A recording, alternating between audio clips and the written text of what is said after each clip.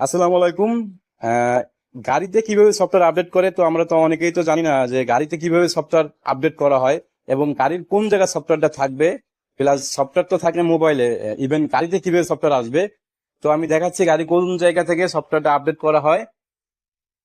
এই যে এখানে একটা ক্যাবেল আছে প্রত্যেকটা গাড়ির, যাদের থ্রিলার 160 আর আছে বা এফআই ইঞ্জিন যাদের এইসব গাড়ি আছে তাদের জন্য এখানে একটা কেবল থাকে। তো এই কেবলটার এই যে এই এখানে যে আটকানো থাকে মাথাটা, যে এই যে মাথাটা আমি খুলছি, এই মাথাটা যে আটকানো থাকে এই কাভারটা দিয়ে। এই যে এই ক্যাবেলটার সঙ্গে একটা কম্পিউটার থেকে আর একটা মেশিন এর সাহায্যে একটা কেবল বের হয়। ওই কেবলটা এইটার সঙ্গে সংযোগ হয়, সংযোগ হওয়ার পর যে আপনার কম্পিউটারের মাধ্যমে এটা সফটওয়্যারটা আপডেট করা হয়। যাদের গাড়ি ঘন ঘন স্টার্ট বন্ধ হয়ে যায় বা স্টার্ট নিতে চায় না, কিংবা ইঞ্জিন অতিরিক্ত মাত্রায় হিট হয়, কিংবা আপনার গাড়ি দেখা গেল যে আর কি গাড়ি দম দিচ্ছে, তাদের জন্য এইখানে গিয়ে তারপর মনে করেন যে সফটওয়্যারটা আপডেট করতে হয়। ধন্যবাদ।